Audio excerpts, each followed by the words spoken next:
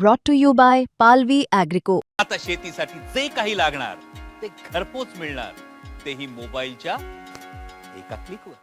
मुख्यमंत्री देवेंद्र फडणवीस यांच्या अत्यंत निकटवर्तीय आणि नागपूरचे माजी महापौर आणि सध्या भारतीय जनता पक्षाचे विधान परिषदेचे सदस्य संदीप जोशी यांनी राजकीय संन्यास घेण्याचा निर्णय घेतलेला आहे आणि नागपुरात सर्वांना एकच धक्का बसलेला आहे. आपल्या सोबत बोलण्यासाठी स्वतः संदीप जोशी जी आहे. संदीपजी, नेमका हा निर्णय घेण्याच्या मागचं काय कारण?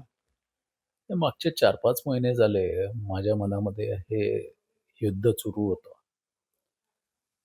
ज्या पद्धतीने राजकारण ज्या दिशेने सुरू आहे, आज या पक्षात राहायचं, उद्या तिकडे उडी मारायची, परवा इथून लढायचं आणि निर्वा दुसऱ्या पक्षात चाललं जायचं, म्हणजे काही त्याला धरबंद नाही. अशा पद्धतीने जे सुरू होतं त्याच्याबद्दल माझ्या मनात तेव्हापासूनच एक 3-4 महिने झाले हे चालू होतं. आणि त्यात मी मग देवेंद्रजींशी चर्चा केली आणि चर्चा करून हा निर्णय घेतला.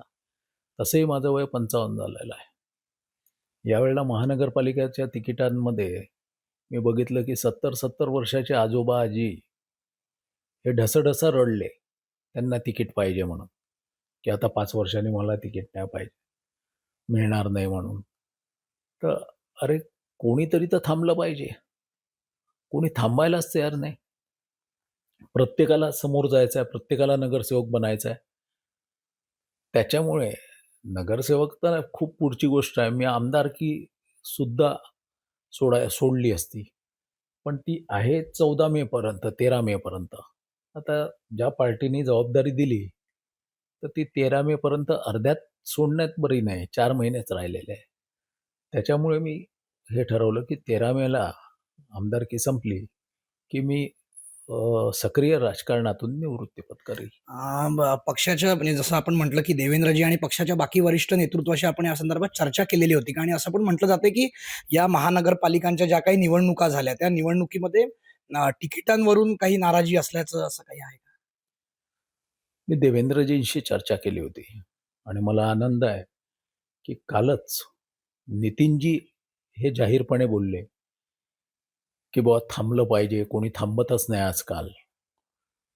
तर मला असं वाटतं त्यांना देखील आनंद होईल की कोणीतरी त्यांच्या याच्यावरून थांबला. आणि तिसरी गोष्ट आपण जे म्हटलं की तिकिटांच्या नाराजीवरून, मी एवढा लहान नाही आहे, एवढं लहान छोटं डोकंही नाही आहे. माझ्या रक्तात भारतीय जनता पार्टी भरलेली आहे.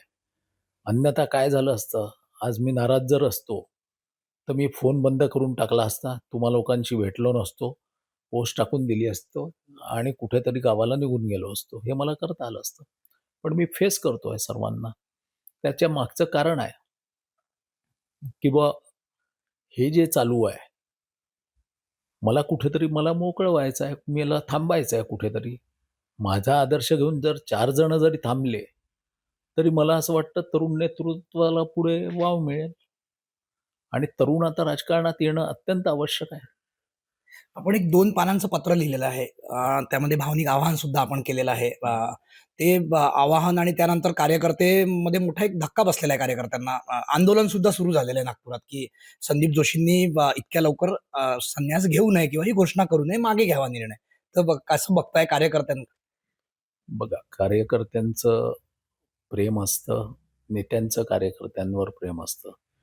ही दोन्ही बाजूची भूमिका आहे.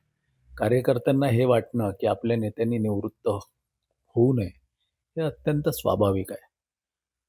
आता दुर्दैवाने आपण घरची जर गोष्ट घेतली तर मुलगा बापाच्या जागेवर जातो, बाप आजोबाच्या जागेवर जातो, आजोबा वरती जातो, हे चक्र आहे. त्याच्यामुळे मी आता बापाच्या भूमिकेत आहे. मी व्हॉलंटरी रिटायरमेंट घेतली आहे. आता कार्यकर्त्यांनी त्यांच्यासोबत आहेच ना मी. मी जरी राजकारणात नसलो सक्रिय तरी त्यांच्यासोबत ताकदीने उभा राहणारच आहे आयुष्यभर.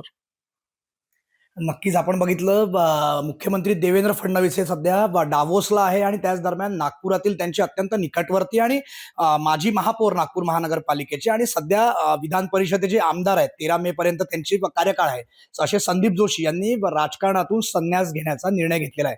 त्यामुळे नागपुरात तरी राजकीय भूकंप या निमित्ताने नक्कीच आलेला आहे असं म्हणता येईल. योगेश पांडे, नागपूर, मुंबई तक.